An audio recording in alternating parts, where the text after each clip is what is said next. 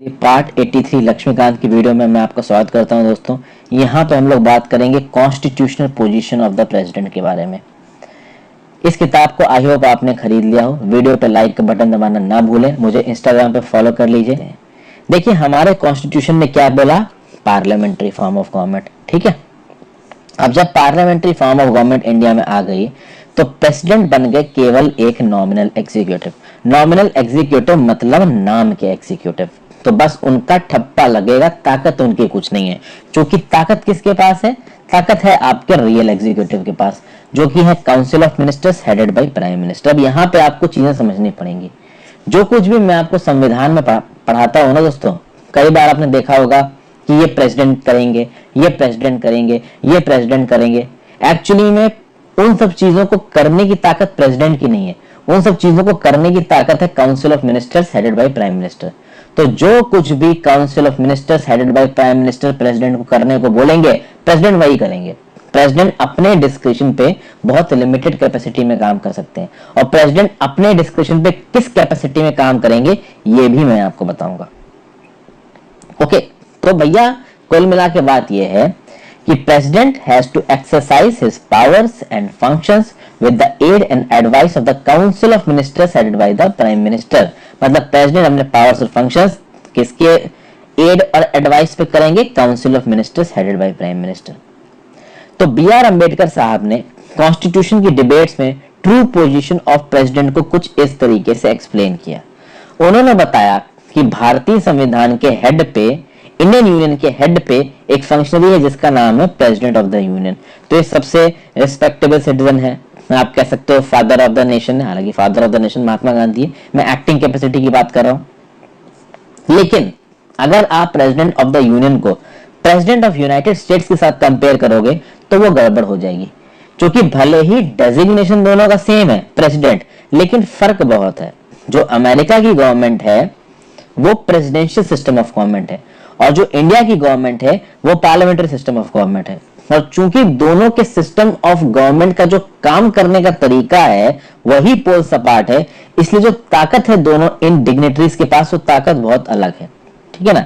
तो जो presidential system of government है वहां पे जो प्रेसिडेंट है भाई, उसके अंदर बहुत सारे एग्जीक्यूटिव फंक्शंस है, उसके अंदर बहुत सारे एडमिनिस्ट्रेटिव फंक्शंस है। इंडियन कॉन्स्टिट्यूशन में जो प्रेसिडेंट की कीमत है, जो प्रेसिडेंट की वैल्यू है, वो वही वैल्यू है जो ब्रिटिश क्राउन की वैल्यू है। अब आज से 300-400 साल पहले चले जाइए तो ब्रिटिश का जो आपका हेड था वो भैया राजा था। 200 साल पहले चले जाए तो वो राजा था। लेकिन उसके बाद जब ब्रिटेन पूरी तरीके से एक डेमोक्रेसी बन गया तो राजा की ताकतें काफी नॉमिनल हो गई। तो आज भी राजा रानी है ब्रिटेन में, but they have only nominal authority. Britain में असली ताकत किसके पास है? वो है वहां की पार्लियामेंट के पास। ठीक है ना? तो वो जो पार्लियामेंट्री फॉर्म ऑफ ब्रिटेन है, जो वेस्टमिंस्टर मॉडल ऑफ गवर्नमेंट बोला जाता है ना, जिसको पार्लियामेंट्री फॉर्म ऑफ गवर्नमेंट बोला जाता है, वही हमने इंडिया में इम्बाइब की। और बहुत नेचुरल था, क्योंकि इंग्लैंड हम पे राज कर रहा था। इंग्लैंड के जो गवर्नेंस मैकेनिज्म थे इंडिया में वो पार्लियामेंट्री सिस्टम पे आधारित थे। तो बहुत ही नेचुरल था कि हम भी पार्लियामेंट्री सिस्टम को अडॉप्ट कर लेंगे, और हमने पार्लियामेंट्री सिस्टम को अडॉप्ट कर लिया। तो हमारे जो प्रेसिडेंट है, he is the head of the state, but he is not the head of the executive. क्योंकि हेड ऑफ द एग्जीक्यूटिव कौन है? और रियल एग्जीक्यूटिव वो है प्राइम मिनिस्टर। ठीक है ना?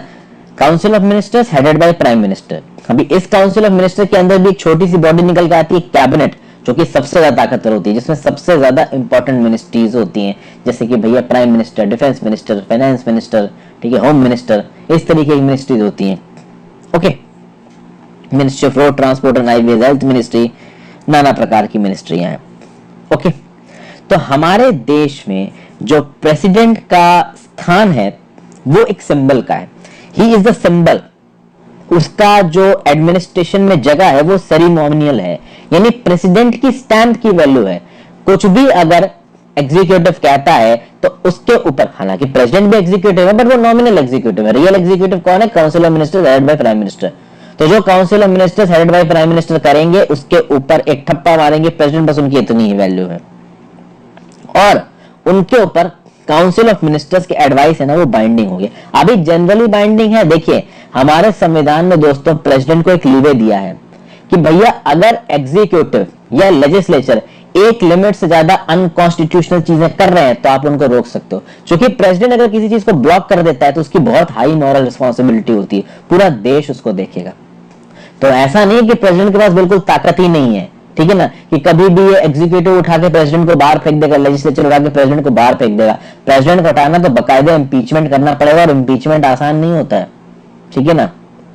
ऑर्डिनरी बिल पास कराने में हालत खराब हो जाती है कभी कभी रूलिंग पार्टी की, और ये तो प्रेसिडेंट का इंपीचमेंट है, ठीक है। तो बात यहां पे ये है कि भैया हमारे जो प्रेसिडेंट का जो प्लेस है वो बहुत सेरेमोनियल है ज्यादातर केसेस में। इनफैक्ट 99% केसेस में what ever council of ministers headed by prime minister उनसे करेंगे वो उन्हें बोलना पड़ेगा। प्रेसिडेंट तब तक अपनी कैपेसिटी में काम नहीं करेंगे, प्रेसिडेंट तब तक काउंसिल ऑफ मिनिस्टर्स जो रियल एग्जीक्यूटिव उनकी बात को नहीं टरकाएंगे जब तक वो ग्रेवली अनकॉन्स्टिट्यूशनल ना हो।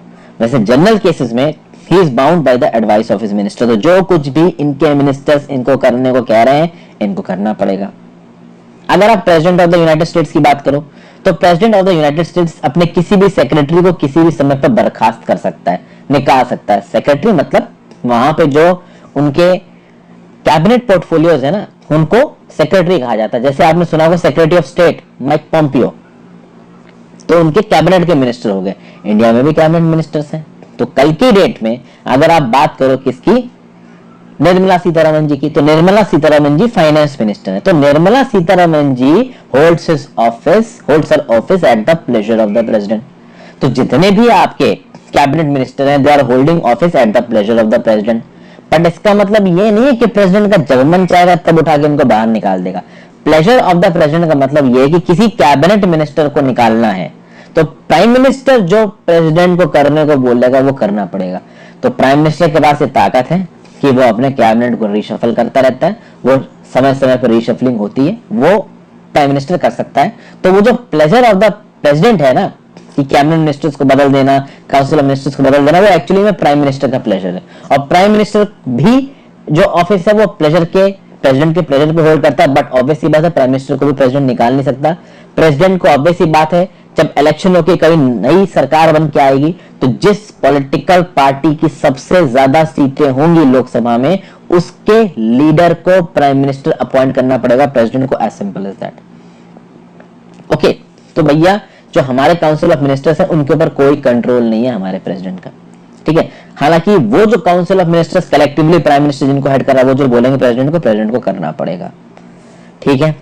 अब बात करते हैं यहाँ पे constitutional position of the president की। प्रेसिडेंट और काउंसिल ऑफ मिनिस्टर्स में जो जुगलबंदी है उसको हम लोग 3 आर्टिकल्स में देखते हैं। Article 53 of the constitution, article 74 of the constitution, article 75 of the constitution. एक एक करके इन 3 आर्टिकल्स को समझ लेते हैं। प्रेसिडेंट की ताकत से रिलेटेड जब भी बात होती है इन आर्टिकल्स को आप देखना जरूरी है। देखिए, the executive power of the union shall be vested in president and shall be exercised by him either directly or through officers subordinate to him in accordance with this constitution। तो article 53 क्या बोल रहा है कि union की executive power president के हाथ में है और प्रेसिडेंट उसको एक्सरसाइज करेगा या तो डायरेक्टली एक्सरसाइज करेगा या थ्रू ऑफिसर्स एक्सरसाइज करेगा जो उसके सबऑर्डिनेट है। तो आप सोचो जो कैबिनेट सेक्रेटरी है वो किसका हिस्सा है? एग्जीक्यूटिव का हिस्सा है। प्राइम मिनिस्टर्स ऑफिस में जो आपके प्राइम मिनिस्टर के सेक्रेटरी बैठते हैं, principal secretary to the PMO, वो किसके हिस्से हैं? एग्जीक्यूटिव के हिस्से। तो देखिए प्रेसिडेंट हमारे एग्जीक्यूटिव का हेड है। In fact president head of the state है। एग्जीक्यूटिव का हेड वो बस नॉमिनल तरीके से, यानी एग्जीक्यूटिव। अब देखिए आप समझिए यहाँ पे जो काउंसिल ऑफ मिनिस्टर्स है वो है एग्जीक्यूटिव, लोकसभा राज्यसभा यहाँ पे है लेजिस्लेचर। अगर लेजिस्लेचर कोई कानून बनाता है तो उस कानून के ऊपर भी अप्रूवल देने की ताकत किसकी है? प्रेसिडेंट की है। और कल की डेट में अगर हमारा जो सेंट्रल काउंसिल ऑफ मिनिस्टर्स है जो कि हमारा रियल एग्जीक्यूटिव है, अगर ये कोई नियम कानून बनाते हैं तो उसके ऊपर भी साइन कौन मारेगा? प्रेसिडेंट मारेगा। तो जब नीति आयोग बना था उस नीति आयोग के डिक्लेरेशन पे साइन किसका था? प्रेसिडेंट का। डिसीजन किसका था? रूलिंग गवर्नमेंट का। तो रूलिंग गवर्नमेंट चाहे लेजिस्लेटिव कैपेसिटी में कुछ करे चाहे एग्जीक्यूटिव कैपेसिटी में कुछ करे, उसके ऊपर साइन कौन करेगा? प्रेसिडेंट करेगा। तो executive power of the union कौन एक्सरसाइज करेगा? प्रेसिडेंट करेगा, ठीक है। या फिर प्रेसिडेंट के नीचे ऑफिसर्स करेंगे तो कैबिनेट सेक्रेटरी करेगा। प्रिंसिपल सेक्रेटरी करेगा। नीचे सचिवालय में बहुत से एडिशनल सेक्रेटरी, ज्वाइंट सेक्रेटरी, बतेरे सेक्रेटरी काम करते हैं। कल की डेट में आप आईएएस बनोगे तो सेक्रेटरी बन के सचिवालय में भी काम करोगे, ठीक है, तो वहां पे अच्छी अच्छी पोस्टिंग ढूंढोगे, ठीक है। एक्सटर्नल अफेयर्स मिनिस्ट्री में कहीं सेक्रेटरी बन गए तो बोलोगे एक फॉरेन पोस्टिंग मिल जाए, तो वहाँ सेक्रेटरी बहुत चलता है सचिवालय में, ठीक है। बहुत सीनियर लेवल के आईएएस ऑफिसर्स होते हैं, ठीक है, कोई वैल्यू नहीं होती। तो कल की डेट में आप डिस्ट्रिक्ट मजिस्ट्रेट बन के जाए तो डिस्ट्रिक्ट में तो आपकी बड़ी जीरो जोरी हो जाएगी। सचिवालय पहुंच जाओगे कोई नहीं पूछेगा, छोटा सा केबिन दे दिया जाएगा, वहीं बैठे रहोगे। चलिए, ये हो गया आर्टिकल 53। आगे बात करते हैं आर्टिकल 74 की। आर्टिकल 74 क्या बोलता है? There shall be a council of ministers with the prime minister at the head to aid and advise the president who shall in the exercise of his functions act in accordance with such advice। तो article 74 क्या बोल रहा है? एक council of ministers होगा और उस council of minister का हेड होगा कौन? Prime minister. ये तो मैंने आपको बता ही दिया। और आर्टिकल 74 में लिखा है कि ये council of ministers headed by the PM will aid and advise the president who shall in the exercise of his functions act in accordance with such advice. तो आर्टिकल 74 में साफ साफ लिखा है कि council of ministers headed by prime minister जो भी नियम कानून बनाएंगे भैया प्रेसिडेंट को सुनना ही पड़ेगा, प्रेसिडेंट के पास चॉइस नहीं है यहाँ पे। ओके, तो आर्टिकल 74 साफ साफ बोल रहा है कि whatever council of ministers headed by prime minister will say to you, you will have to abide by it, as simple as that, ठीक है। और फाइनली बात करते हैं आर्टिकल 75 की। The council of ministers shall be collectively responsible to Lok Sabha. This provision is foundation of the parliamentary system of government. यानी ये जो काउंसिल ऑफ मिनिस्टर्स हैं आपके हेडेड बाय प्राइम मिनिस्टर जो एग्जीक्यूटिव केस से, वो लोकसभा को कलेक्टिवली रिस्पॉन्सिबल है। आर्टिकल 75 चूंकि लोकसभा में जिस पॉलिटिकल पार्टी की मेजॉरिटी है वो सरकार बनाएगी और उस सरकार मतलब उस पॉलिटिकल पार्टी के जो सबसे दिग्गज नेता है वो कैबिनेट में बैठ जाएंगे, काउंसिल ऑफ मिनिस्टर में बैठ जाएंगे। ओके, अब यहाँ पे कुछ और इंपॉर्टेंट पॉइंट्स है जो मैं आपको बताता हूँ। क्या देखिए, 42nd constitutional amendment act of 1976 1976, इसको इंदिरा गांधी जी की गवर्नमेंट के दौरान लाया गया था, इमरजेंसी के दौरान लाया गया था। इसमें बोला कि president is bound by the advice of council of ministers headed by the prime minister. यानी कि साफ साफ यहाँ पे ये 42वां संशोधन हमारे संविधान का क्या बोल रहा है कि कल की डेट में अगर council of ministers headed by prime minister कोई एडवाइस देते हैं प्रेसिडेंट को तो प्रेसिडेंट को बात माननी पड़ेगी, प्रेसिडेंट टाल नहीं सकते। साफ साफ इस 42nd कॉन्स्टिट्यूशनल अमेंडमेंट एक्ट में ये बोल दिया गया। शुरुआती संविधान में ऐसा कोई प्रोविजन नहीं था आर्टिकल 74 में, बाद में इस प्रोविजन को अलग से डरवाया किसने? इंदिरा गांधी जी ने 42वें संशोधन से। लेकिन जब 44वां अमेंडमेंट एक्ट आया 1978 का, आपको पता है 42nd amendment act 1976 was a mini constitution और इसको निगेट करने के लिए 44th कॉन्स्टिट्यूशनल अमेंडमेंट एक्ट आया था 1978। कभी कभी 1978 बोल देता हूँ जल्दी जल्दी में दोस्तों, मुझे ध्यान नहीं रहता, फिर आपके कमेंट्स आते हैं कि सर इंग्लिश में बोलो तो मुझे याद आता है, तो थोड़ा बहुत एडजस्ट करिए। तो ये 44th कॉन्स्टिट्यूशनल अमेंडमेंट एक्ट है 1978 का, जिसको किसने इनैक्ट किया था? जनता पार्टी की गवर्नमेंट ने। अभी ये जनता पार्टी की गवर्नमेंट में हेड कौन थे? मोरारजी देसाई थे। इन्होंने बोला कि चलो ठीक है, प्रेसिडेंट को जो भी एडवाइस देंगे काउंसिल ऑफ मिनिस्टर्स वो उनके ऊपर बाइंडिंग होगी, लेकिन प्रेसिडेंट को हम इस बात के लिए ऑथराइज करते हैं कि प्रेसिडेंट को अगर लगता है कि इस एडवाइस में कुछ चेंजेस की जरूरत है तो उसको रिकंसीडरेशन के लिए वो एक बार काउंसिल ऑफ मिनिस्टर्स के पास वापस भेज देते। तो 42nd अमेंडमेंट एक्ट 1976 ने बोला कि जो भी advice council of ministers head bye prime minister देंगे प्रेसिडेंट को माननी पड़ेगी।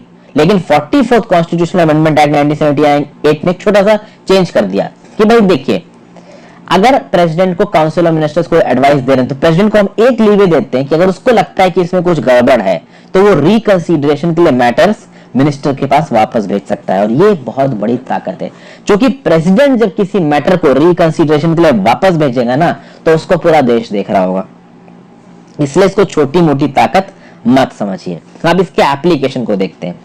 अक्टूबर 1997 में प्रेसिडेंट कौन थे? के.आर. नारायण जी।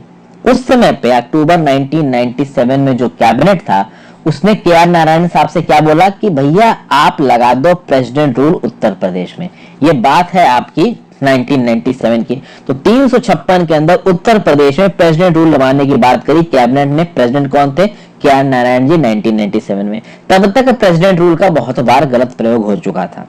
तो अब के.आर. नारायण जी को लगा कि यार अगर मैंने बिना कहे सुने अगर प्रेसिडेंट रूल लगा दिया तो यार मेरा बड़ा ही खीखी उड़ेगी, बाद में मुझे भी याद किया जाएगा। तो यहाँ पे प्रेसिडेंट के पास एक ताकत थी। ये ताकत उनको कहां से मिली थी? 44th अमेंडमेंट एक्ट 1978 के थ्रू। प्रेसिडेंट ने इस मैटर को वापस भेजा कैबिनेट के पास और कैबिनेट से बोला कि आप एक बार इस एडवाइस को रिकंसीडर करिए। तो प्रेसिडेंट को जितनी भी यहाँ पे स्पेस दी गई थी, प्रेसिडेंट ने उसको इस्तेमाल करी। अब जब प्रेसिडेंट ने इसको वापस भेजा तो मीडिया रिपोर्टिंग हुई, लोगों ने सुना, लोगों का प्रेशर आया सरकार के ऊपर और फिर सरकार ने इस मैटर को दोबारा मूव नहीं किया। तो कहीं ना कहीं प्रेसिडेंट की ये जो एडवाइस को वापस रिकंसीडरेशन के लिए जो भेजने वाली ताकत है वो इफेक्टिव हुई। नॉर्मल केसेस में वो इफेक्टिव नहीं होती, बट यहां वो इफेक्टिव हो गई। तो ये बोल देना कि भैया प्रेसिडेंट एक बार अगर रिकंसीडरेशन के लिए एडवाइस को वापस भेजता है और फिर से उस एडवाइस को पार्लियामेंट या फिर कैबिनेट बोलता है कि आप करो। देखिए यहां दो चीजें हैं दोस्तों, एक तो है लेजिस्लेटिव मैटर कि किसी बिल को लोकसभा राज्यसभा ने पास करके प्रेसिडेंट को दिया अप्रूवल के लिए, तो उसको भी रिकंसीडरेशन के लिए भेज सकता है प्रेसिडेंट वापस, लेकिन मनी बिल को वापस नहीं भेज सकता और कॉन्स्टिट्यूशनल अमेंडमेंट बिल को वापस नहीं भेजता। ये मैं बता चुका हूं। यहां पे बात हो रही है एग्जीक्यूटिव डिसीजन की, तो प्रेसिडेंट रूल लगाना एक एग्जीक्यूटिव डिसीजन है। इस तरीके से कोई एग्जीक्यूटिव डिसीजन जो कि केवल जो काउंसिल ऑफ मिनिस्टर्स है वो लेते हैं, तो ऐसी कोई एडवाइस आती है प्रेसिडेंट के पास, उसको भी रिकंसीडरेशन के लिए प्रेसिडेंट वापस काउंसिल के पास भेज सकता है, काउंसिल ऑफ मिनिस्टर्स के पास। लेकिन अगर काउंसिल ऑफ मिनिस्टर्स ने फिर से वही एडवाइस दे दी प्रेसिडेंट को, तो अब प्रेसिडेंट को माननी पड़ेगी। ये कैच है यहाँ पे। तो फिर से सितंबर 1998 में आते हैं, कैबिनेट ने प्रेसिडेंट के.आर. नारायणन जी से बोला कि बिहार में प्रेसिडेंट रूल लगाओ। तो प्रेसिडेंट के.आर. नारायणन जी ने फिर से बोला कि भैया आप एक बार फिर से रिकंसीडर करो। तो फिर से कैबिनेट ने बोल दिया कि नहीं भैया आपको फिर से प्रेसिडेंट रूल लगाना है। अभी कैबिनेट ने एक बार बोला प्रेसिडेंट रूल लगाने को, आपने रिकंसीडर करने के लिए बोला प्रेसिडेंट ने। बाद में कैबिनेट अगर फिर से बोल देता ना कि प्रेसिडेंट रूल लगाओ, तो अब प्रेसिडेंट को संविधान के नियम कानून के हिसाब से प्रेसिडेंट रूल लगाना पड़ेगा और फरवरी 1999 में बिहार में प्रेसिडेंट रूल लगा दिया गया। तो यहां पे प्रेसिडेंट का वापस भेजना काम नहीं आया, लेकिन प्रेसिडेंट ने अपनी कॉन्स्टिट्यूशनल पोजीशन में काम किया। ठीक है, कहीं ना कहीं 356 के यूजेज को प्रेसिडेंट ने रोकने की तो कोशिश की, जितनी उसकी हैसियत थी उतनी रोकने की कोशिश की। तो आप देखो प्रेसिडेंट के पास कॉन्स्टिट्यूशनल डिस्क्रिप्शन ना के बराबर है, कुछ सिचुएशनल डिस्क्रिप्शन है। डिस्क्रिप्शनरी पावर्स प्रेसिडेंट की देखने भर की हैं, ना के बराबर ही हैं।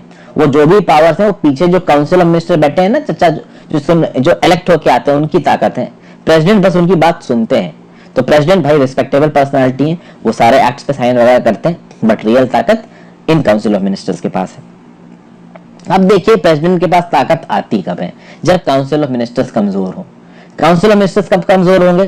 कि भैया देखो लोकसभा के इलेक्शन हुए, इलेक्शन के बाद खिचड़ी पक गई, किसी भी पॉलिटिकल पार्टी के पास मेजॉरिटी नहीं है। तो कांग्रेस के पास 100 सीटें, बीजेपी के पास 100 सीटें, मान लीजिए 3 पार्टियां और, समाजवादी पार्टी, तेलुगु देशम पार्टी, द्रविड़ मुनेत्र कजागम, सबके पास 100 सीटें हैं, 500 सीटें में से मान लीजिए 543 सीटें में से।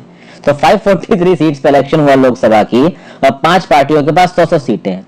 तो यहाँ तो सरकार बनती नजर ही नहीं आ रही। तो अब प्रेसिडेंट क्या करेगा? अब प्रेसिडेंट को कोई क्लियर कट मेजॉरिटी दिख ही नहीं रही है। तो उस केस में प्रेसिडेंट के पास एक सिचुएशनल डिस्कशन आता है। क्या सिचुएशनल डिस्कशन आएगा? ये प्रेसिडेंट बोल सकता है कि भैया जो तेलुगु देशम पार्टी के लीडर हैं इनको मैं बुलाता हूं फ्लोर ऑफ द हाउस से और इनसे बोलता हूं कि at the floor of the house of majority को प्रूव करने की कोशिश करो। तो 5 पॉलिटिकल पार्टीज जिनके पास ऑलमोस्ट बराबर वोट्स हैं, इन 5 पॉलिटिकल पार्टीज में से किस पॉलिटिकल पार्टी के लीडर को फ्लोर पे आके सरकार बनाने की चांस देंगे, वो प्रेसिडेंट पे डिपेंड करेगा।